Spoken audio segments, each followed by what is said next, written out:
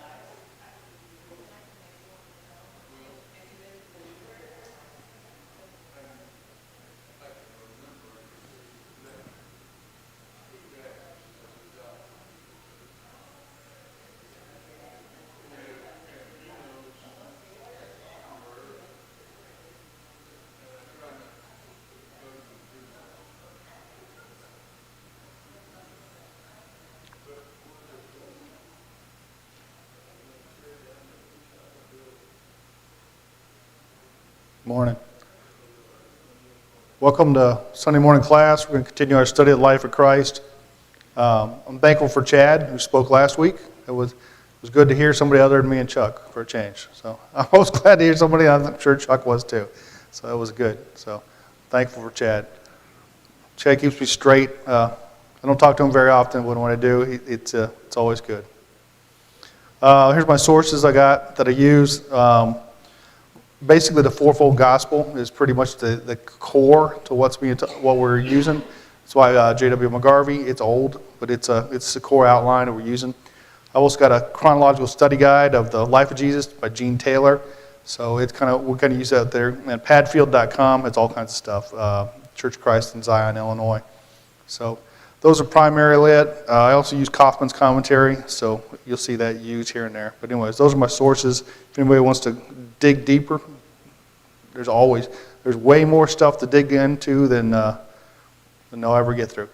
So we're going to look at Luke 12 today. That's really all we're going to go to is Luke 12. And I thought I'd get all the way through Luke 12, but of course I didn't. And I don't know what we'll get through. Luke 12 is one sermon, and it's got basically 9 warnings to it.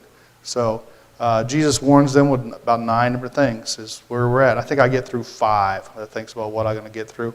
And it'll all determine, we'll see where we get to in class itself. But anyways, so we're going to start out with the warning against the leaven of the Pharisees. And by and large, I'm going to tell you that this warning covers just about everything else in the letter, in the sermon. So if you learn it, you're pretty much covered on the rest of it anyways. So first 7 verses, Luke 12. In the meantime, when so many thousands of people had gathered together that they were trampling one another, he began to say to his disciples first, beware of the leaven of the Pharisees, which is hypocrisy. Nothing is covered up that will not be revealed, or hidden that will not be known. Therefore, whatever you have said in the dark shall be heard in the light. Whatever you have whispered in private rooms shall be proclaimed on the housetops. So I'm going to start out with the easy question. How many people gathered to see and hear Jesus? Thousands. Don't lose track of this. This is thousands. It's not just a couple. It's amazing to me that as he goes, thousands of people come out to see him. The word is spread. It's on Facebook. It's on Twitter. It's on that little byline on CNN.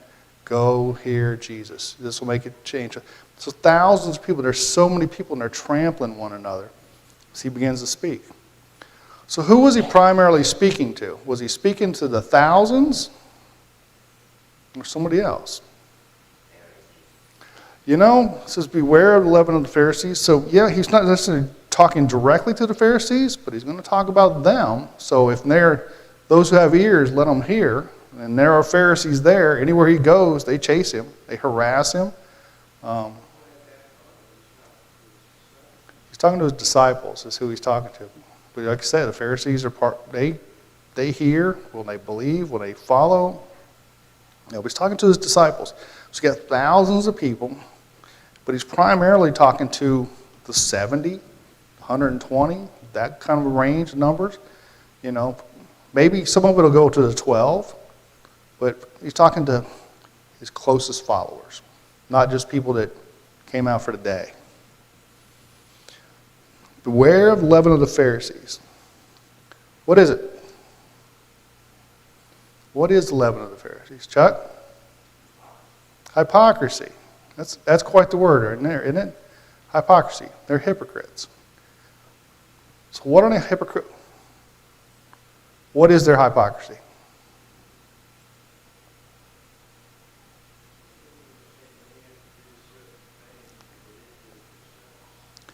That's a big hypocrisy too. They like to push an agenda of you have to do this, this, and this. You have to check these boxes. You have to tithe 10% of what you make, 10% of what you eat, 10% of this, and this. Keep all this washing and all this stuff, but they didn't necessarily keep it for themselves. So that's one of the hypocrisies. They loaded people with that.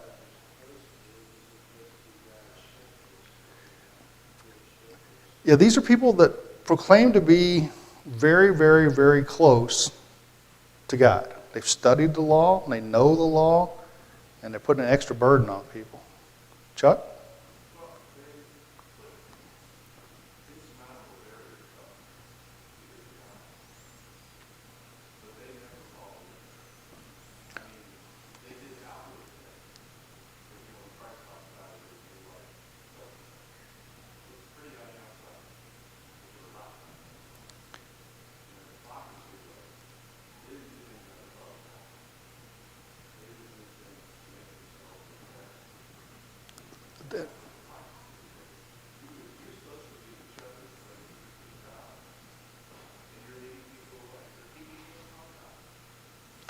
Yeah, that's it. I'm going to try to repeat some of that because I don't have a microphone guy.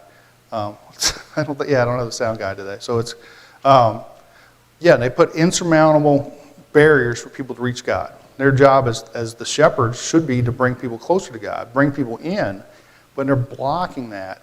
And what they're doing is they're putting on a show to make themselves look good rather than to please God. Is that a good summary about what you said? Okay. So yeah, this is what is going on here. You're trying to, basically to get to God, you're going to have to please them to please God. That's how they're seeing things. That's not how it works, but I mean, that's the hypocrisy they're preaching, that if you want to please God, you better please us. So that's basically some of the hypocrisy they're teaching. That's not the truth, right? You guys all understand that? We don't have to please man to please God. So, all right. Kaufman says the Pharisees and the Sadducees had formed a powerful, socially prominent, politically dominating alliance against him and were advocating his rejection with every cunning and lying argument possible. So this is their hypocrisy too. We want to please God, we get the Son of God, and they will do anything and everything to make sure people don't see him as the Son of God. They will block that with everything they can do. And he's got I don't know how many things. They argued that Christ could not be the Messiah because Elijah had not yet come. They argued that his signs were not from heaven, but from earth. They argued that the demons he exorcised were in truth cast out by the power of the devil. We looked at it a couple weeks ago. They argued that he was a violator of sacred traditions over and over. They argued that he profaned the Sabbath, that the scriptures prove the Messiah could not come from Galilee, but from Bethlehem, that none of the rulers of the people believed in him. That was primarily them. And that they knew him to be a sinner, that he was a glutton and a winebibber, that he was a Samaritan, that he was a friend of publicans and sinners, that he was a deceiver. These are some of the stuff the Pharisees spread to keep people from seeing Jesus as the Son of God. So they were keeping people away. And we know how hard they worked towards the end of the Gospels. How hard did they work to make sure people didn't look at him as the Son of God? They killed him right there. They violated, a couple commandments, and they violated their own law to make sure he died just to keep people from seeing him as the Son of God. That's a lot of hypocrisy in that. That's some of the stuff that is just really weird. We're people of God, and we want everybody to keep the law, but as simple as the Ten Commandments are, they bore false witness, and they had a guy murdered just to be right, to make themselves look good. The spirit of Pharisaism was one which sought the honor of men and feared men rather than God. It was a spirit which yielded to public opinion, and though seemingly very religious, was really devoid of all true loyalty to God. That's from McGarvey, his fourfold gospel. So this is what you're seeing. They're really appealing to men. They're appealing to public opinion. We have spoken, and that's how they do things. Huh? That's really what they are. They're politicians. Yeah, it's all about me on our side, whatever that side is. This is the right side to be on. Yeah, they are politicians. And that's part of it. That's, and they kind of set their own laws. They set their own, they're politicians. They'll kiss your baby, but they might eat your baby too. So, that's kind of what they're. He describes it as the leaven of the Pharisees. What do you know about that word? What do you like about that word? What do you not like about that word? I don't really have the question written there, but it talks about it. What they're doing is leaven. What is leaven? It's one more than 10, right?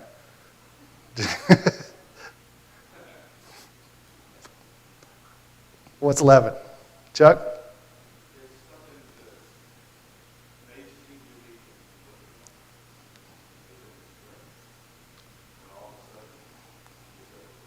Yeah.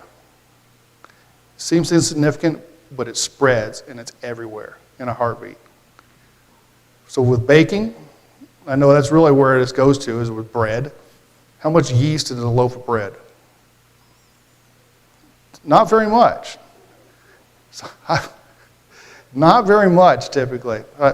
I seem to have an allergy to yeast, and Camille almost killed me one time by making cinnamon rolls that had too much yeast. But anyways, it's not much. I remember teaching the kids' classes back there one time, and they said, buy a packet of the yeast, and then you did the sugar and the water with it, basically, to activate it. But it says, pass it around, have every kid taste the yeast. It's like, yeah, that was one of the best things ever in teaching this class, because that stuff is gross. It's just, so,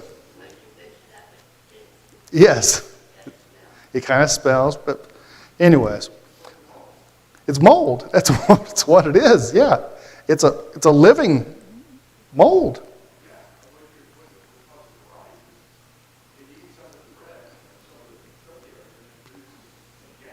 Yeah. The gas gets, it eats some of the bread, eats some of the sugar or whatever that's in there, and it creates a gas, and that gas gets trapped as the liquid breaks away and everything hardens, it gets trapped, and that's what makes it rise. So a little leaven, a little bit of this yeast, like you said, it goes everywhere. You can't see it. That's really a good point too. You'll never see it. You mix that in with the flour and everything else, you'll never see the yeast. You'll never.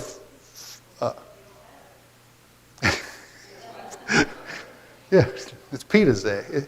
It's all pita and tortilla day. If you don't have the yeast, it's exactly what it is.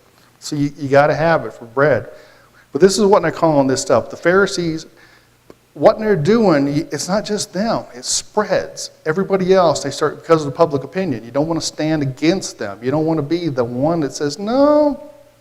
Nobody wants to be that one that's up against them or cast out. So it spreads. And it spreads everywhere, and you don't see it because they're not Pharisees. Chuck?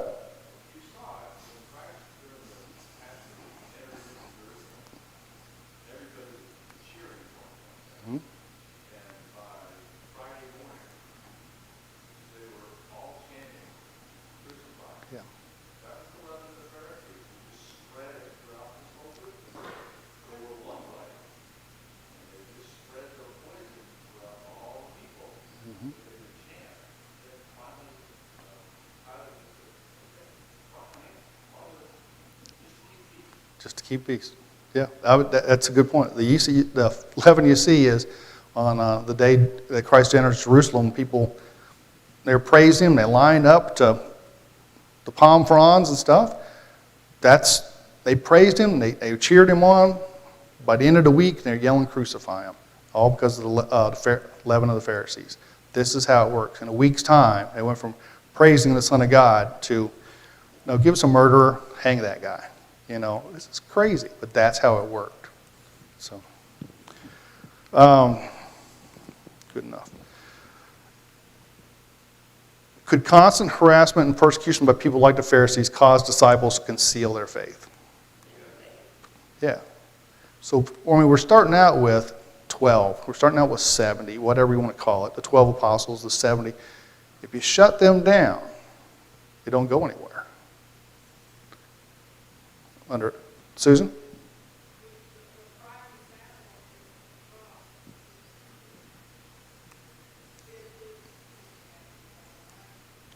Yeah, Peter denies him at the cross. So this is perfect thing. He's afraid of, am I next? What will happen? Yeah, how many of the apostles were at the cross? Was it just John? Just John. And his mom, and Mary Magdalene, I think. So, yeah. For fear of persecution, you could shut this down. That's what, when you get to looking at Saul, as he tries to destroy the church. And some of it he's dragging people to prison. Some of them he's killing them. Some of it is just, he's coming, just stay out of the way. Put on a false, this is what he's warning the disciples. We're going to start with a really small thing. When you think you started about with 12, and they got clear across the ocean, and it's here with orange carpet today, they weren't shut up. They never stopped declaring it. And it's the only way we got here. When you think who declared the gospel to you, who shared that with you, who was strong enough to say that the world might believe something else, but this is the truth. And we'll get into the fact that, the Bible itself speaks to you, regardless of the guy who stands up here and reads it. The Bible has that power to speak the truth. In the end, the hypocrisy of the Pharisees would be revealed, as well as our faith. Don't let them silence us. And that's really some of the key there. God knows both, and He will see to it. Uh-huh.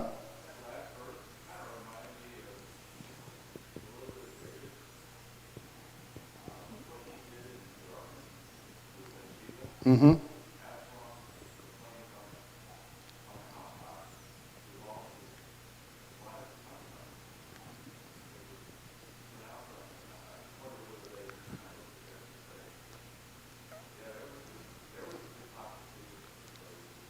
Yeah, you're right. I mean, like that. What David's sin was done in the darkness, and it was declared on the housetops with Absalom.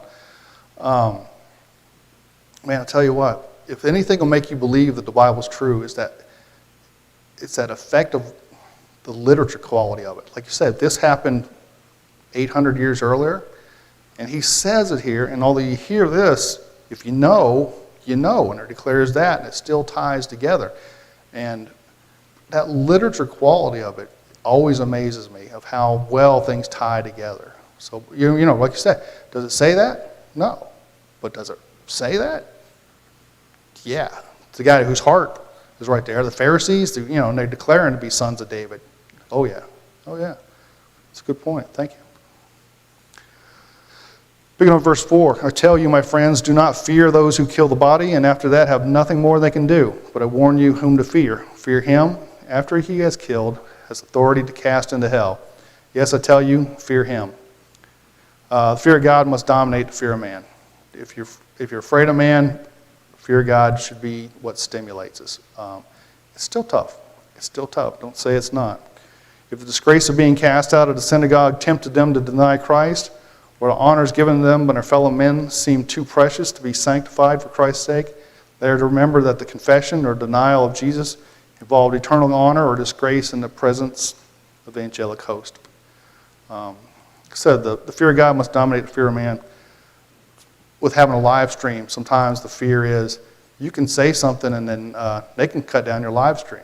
And as a matter of fact, you get 3 strikes, you're done with live streams. So now you don't reach the audience you'd reached. So what can you say? What can you not say?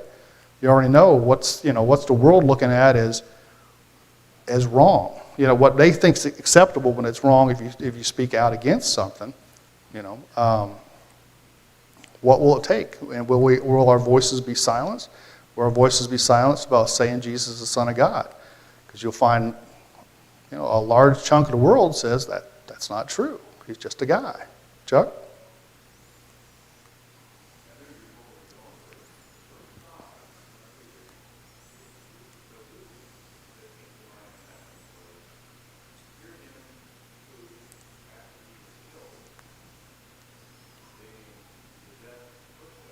Mm-hmm.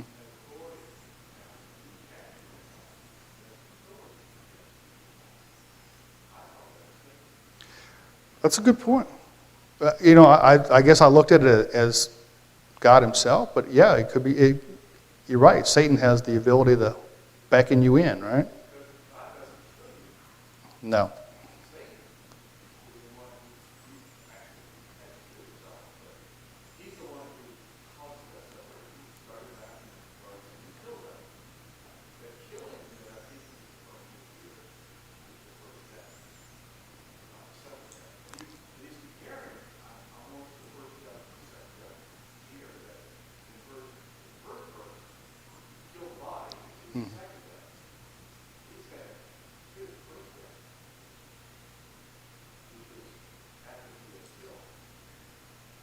Yeah. Yeah, it's more than just it's where your soul goes, where you'll spend eternity. That's the fear. Don't fear the fact that your life may be cut short today. Fear the eternity. What's that?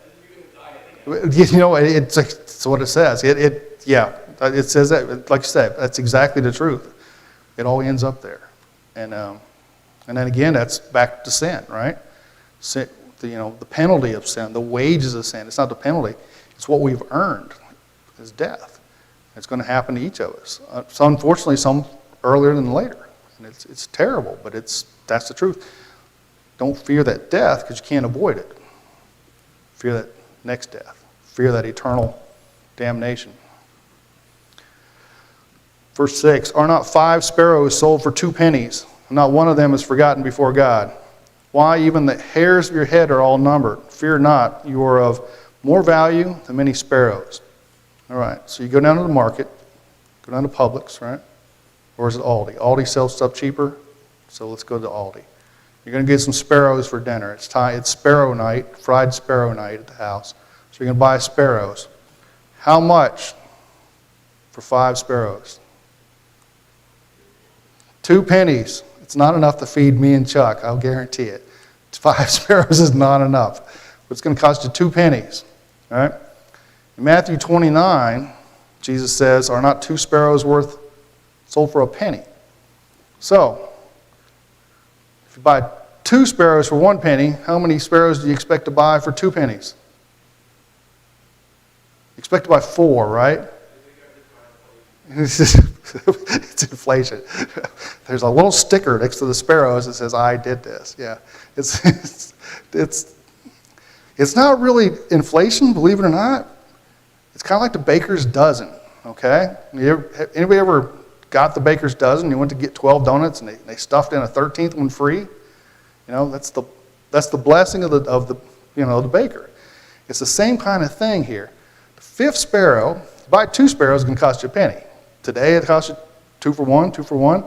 You buy 4 sparrows for 2 pennies, they throw a 5th sparrow in for free. This is the deal right here, Wait, there's more. Ginsu knives too. This is the 5th sparrow is free. What is the 5th sparrow worth? If 2 sparrows are a penny, so if sparrows were half a penny each, what's that 5th one really worth? Grace? It's free. That sparrow is, the stores are just willing to give that away. Just take the sparrows. This is how bad they are. They're worth nothing. How valuable are the sparrows to God? They're valuable. He doesn't forget them. He knows where they are. He knows when they fall out of the sky. He feeds them every day.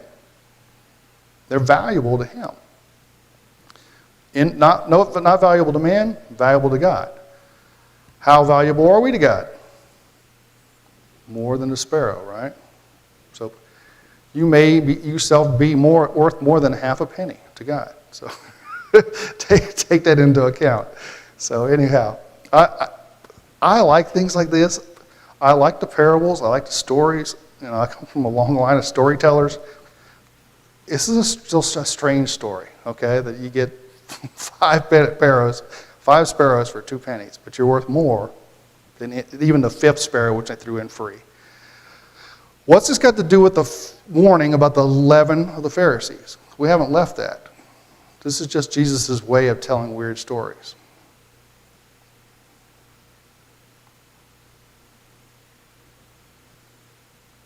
Chuck?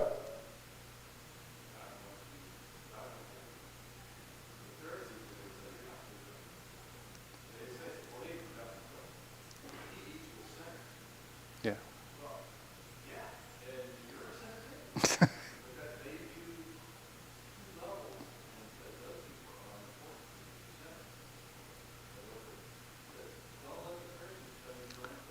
Don't let the Pharisees tell you you're unimportant. Don't let them tell you you're that fifth sparrow. Don't let them tell you you're the 13th sparrow for a dozen.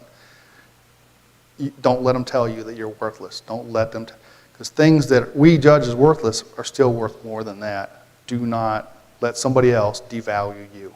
God still counts. Don't let that leaven spread out and separate you from knowing who Christ is, declaring who Christ is. Don't become that fifth sparrow as part of it too. Don't let it put enough leaven into you, you become that. Next one's warning against blasphemy against the Holy Spirit. I've spoken about the blasphemy of the Holy Spirit. Chuck has spoken about the blasphemy of the Holy Spirit. And yet we find another place where there's blasphemy of the Holy Spirit. This is obviously some important stuff. So I'm not going to really dig into it, but don't miss this important. Verse 8, and I tell you, everyone who acknowledges me before men, the Son of Man will also acknowledge before the angels of God. The one who denies me before men will be denied before the angels of God. So Jesus promised to confess who before the angels of God and deny who before the angels of God. So Jesus is going to speak somebody's name. Go ahead, Chuck. Us. You know, that's really a good answer. It's a really good one-word answer. That's it. It's us is who it is. He's going to speak your name. He's going to speak my name.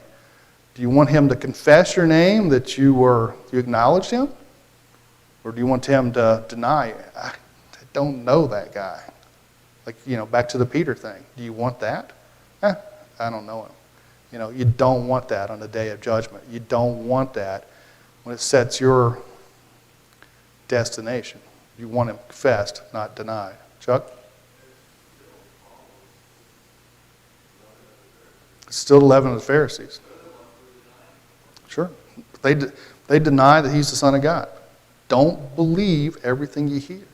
Don't try to make them happy when you can see the truth. That's it. Verse 10, and everyone who speaks a word against the Son of Man will be forgiven, but the one who blasphemes against the Holy Spirit will not be forgiven. And when they bring you before the synagogues and the rulers and the authorities, do not be anxious about how you should defend yourself or what you should say, for the Holy Spirit will teach you in that very hour what you ought to say. And H. Leo Bowles had a comment that I stole out of Kaufman's. The Holy Spirit with his teaching is the last that God has to offer man. And if one blasphemes the Holy Spirit by rejecting the New Testament and everything in the New Testament, then there's no chance for forgiveness. That's it. You can blaspheme the Son of Man. And this is one of those things that Christ is alive. You got the Old Testament, it's completion of the Old Testament's coming. There's a different time coming with the Holy Spirit. Even the people that yelled crucify him had that chance after he rose from the dead. They still had that chance through the Holy Spirit. That's still there. But if they still hung on to the fact that he needed crucified, still hung on to the fact that their beliefs are that he was not the Son of God, there ain't nothing else coming. This is it. Don't overlook the truth. Don't hope for something better. It will not be a big sign in the yard. Chuck?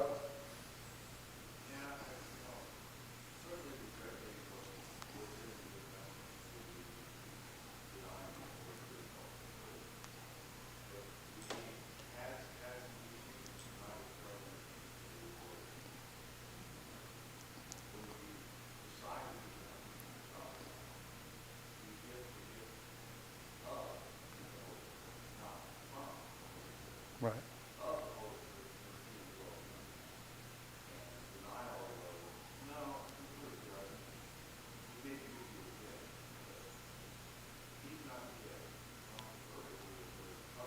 of the Holy Spirit. Here's, right. It does. I think it's a very broad collection of stuff. And you're right. I think this is part of it too, that you have the gift of the Holy Spirit. You have the Holy Spirit in you. That's part of it. Denying that you're directed by God, denying that He's part of you, to understand. Like I said, it's in writing, the New Testament is. Denying the understanding of as it's spoken, if you can't put pieces together, or like you say, I can't be forgiven. These are all denials, and I think it's a little bit of everything. And I know you also alluded to the fact there was a teaching that some people say that the Holy Spirit is the Word, and that's not the truth either, but it's inspired by God through the Spirit. So if you deny the Spirit, then you deny that anything we have about Jesus. If you deny anything you have about Him, how are you going to believe? It gets tricky. But don't reject that stuff. And that's the last chance we have. That's it. Warning against covetousness. There's a great word. Who used this word in the last week? Covetousness. Covetous. Covet. None of the above. Nobody used these words. I don't know why. I think we ought to use this stuff all the time. I'm always amazed by the words that are in the Bible. Anyways, covetousness. What's it mean? Go ahead and back it up. Since nobody used this word, what does it mean?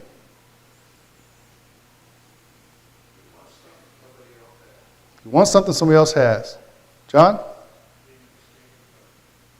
Being in a state of coveting. Very nice. That is every dictionary that I've ever opened up, pretty much. It's exactly what that says. I like that. Wanting something that somebody else has. And it's not that I want that and I will work for it. It's almost to a level of I hate them because they have it. I will take it from them. Some of the commandments, right? The Ten Commandments have don't covet your neighbor's wife. David and Bathsheba, there's a breakage of that right there. I think don't covet your neighbor's possessions or animals or something too, right? So this is not something you should do is covet. Don't want more than is yours. And that's really the lesson here, is God has given you what He's given you. So in verse 13, someone in the crowd said to Him, "Teacher, tell my brother to divide the inheritance with me." So Jesus is speaking to thousands of people. He's really just primarily focused on His disciples right here. And some guy in the back decides this is exactly the right time that I need to yell out my grievance against my brother.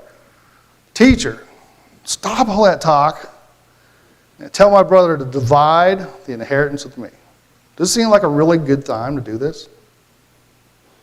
Not really, right? Not really. This is a Happy Gilmore type moment. The crowd, right? If you've seen the movie, the people cry out. This is kind of one of those moments. How were estates divided at this time? Because He says, "Have my brother divide the inheritance." What's the rule? You got two brothers. How's it divide?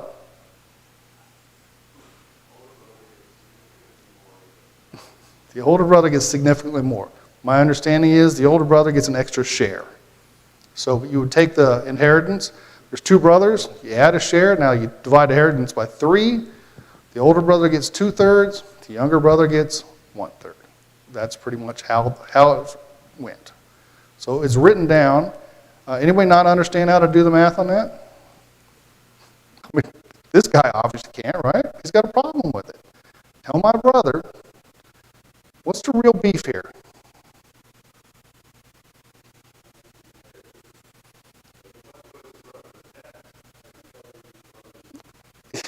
Yeah. Does he want a different deal? This is the law of the land.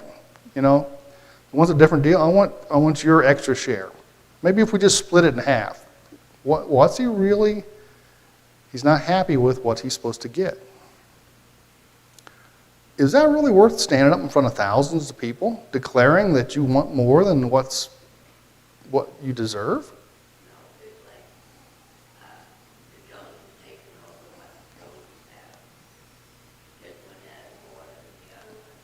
Yep.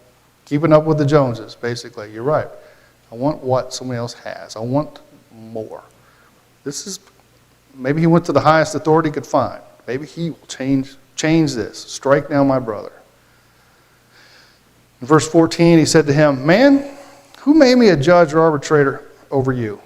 And he said to them, "Take care, be on your guard against all covetousness. One's life does not consist in the abundance of his possessions." So Jesus addresses this problem, not as a social injustice. It's not like, hey, your brother's taking 4/5 or something. He addresses it more of, you're wanting too much. You're coveting more than what your part is. At the beginning, the first sentence in verse 14, he talks to that guy directly. "Man, who made me judge or arbitrator over you?" And the next part, who's he talking to? He says to them. It's probably the disciples. He's probably not talking to the whole crowd, though the whole crowd hears it. We're part of that crowd too, right? This many years later, we're still part of that. And it still applies to us. Don't guard against all covetousness. Don't want more. Don't make it all about you. Then he told him a parable, saying, "The land of a rich man produced plentifully. And he thought to himself, what shall I do? For I have nowhere to store my crops." So again, more stories, more parables. And this is really what we're into in this lesson, as Chuck will continue. Jesus starts talking in parables more and more. Why had the rich man's land produced plentifully? God gave it to him. There you go. The simple answer, right? You don't think it was that he really put more fertilizer down or had better seed or knew how to arrange things or brought more rain to his own land. No, it's God blessed him bountifully. This is really where it's at. Does he seem to acknowledge God's blessings in verse 17? What shall I do, for I have nowhere to store my crops? It really doesn't. Yeah.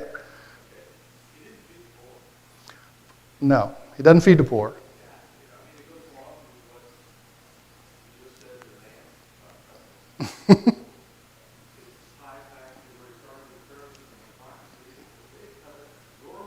Yep.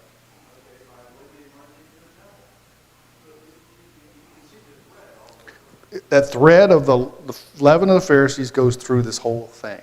This is really it. Yeah, you're not seeing God's plan. You're letting it's all about me. It's all about me, and it's not about that. God blessed him abundantly. Like I said, what could he have done with that? And I like the words that I saw in one of the commentaries. He didn't have enough place to store it. He didn't have enough storerooms. He could have stored it at the widow's house. She would eat off it. He could have stored it with the poor. He could have stored it with the orphans.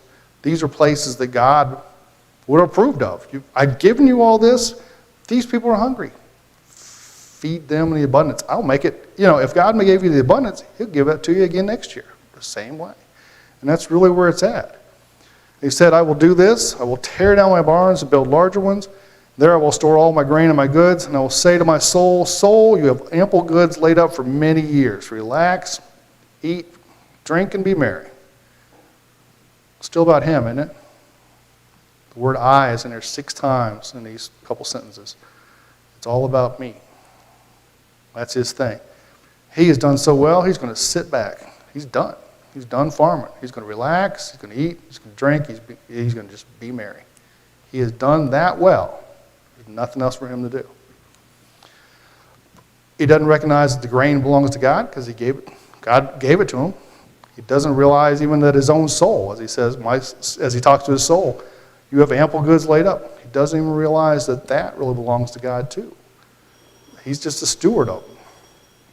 In verse 20, but God said to him, fool, this night your soul is required of you, and the things you have prepared, whose will they be? So is the one who lays up treasure for himself and is not rich towards God. He acts like he owns time. Chuck said with death, we're all going to die. When is it? I hope it's not now. We all hope that. Do you own time? Can you dictate how much time you got? Only God knows. So he says he's got stuff stored up for years. God says you might lose your soul tonight. Chuck? Fool.